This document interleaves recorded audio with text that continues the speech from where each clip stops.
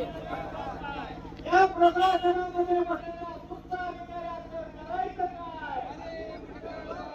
या प्रशासनामध्ये सुद्धा बसलेल्या अधिकाऱ्यांचं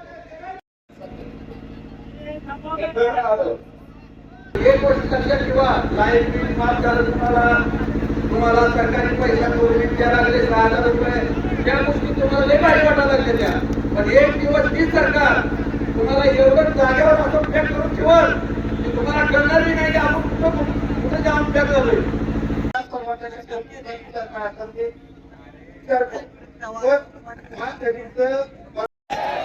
शेतकरी हे चुकीचा, प्राणी आमच्या हक्काच्या, प्राणी आमच्या हक्काच्या.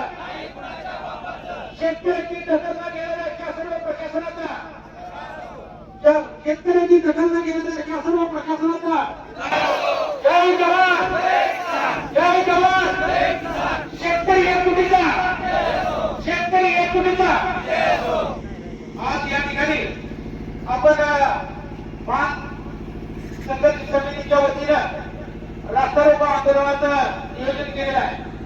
या आंदोलनाची पार्श्वभूमी अगोदर समजून घेणं गरजेचं आहे. खरं तर रोटेशन प्रमाणे मान नदीमध्ये मंगळवेढा तालुक्यातील जगाची पाणी संपल्यानंतर मान नदीमध्ये पाणी सोडणं गरजेचं आहे.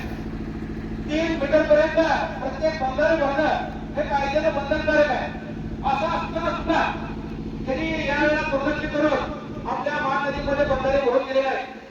गेल्या 8-10 दिवसांपासून आपल्या पंचक्रोशीतील अनेक शेतकऱ्यांनी वारंवार अधिकारी, तहसीलदार, अभियंता, उपअभियंता या सगळ्यांना निवेदन दिलेलं आहे आणि विनंती केली की अतिशय भीषण अशा प्रकारची परिस्थिती आहे.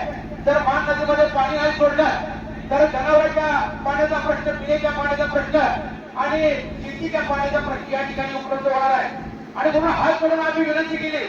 काल उपअभियंता असतील, मागे आपण माननीय खासदारांच्या नेतृत्वाखाली या ठिकाणी आंदोलन केलं आणि शासनाला जाग आणण्याचा प्रयत्न केला.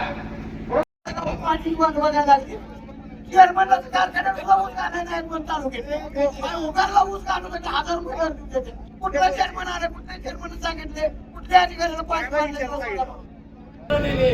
कारखानदाराच्या, पंढरपूरच्या पुढाऱ्याचा, मंगळवेढच्या पुढाऱ्याचं काम नाही. पाणी सोडलं तुम्हाला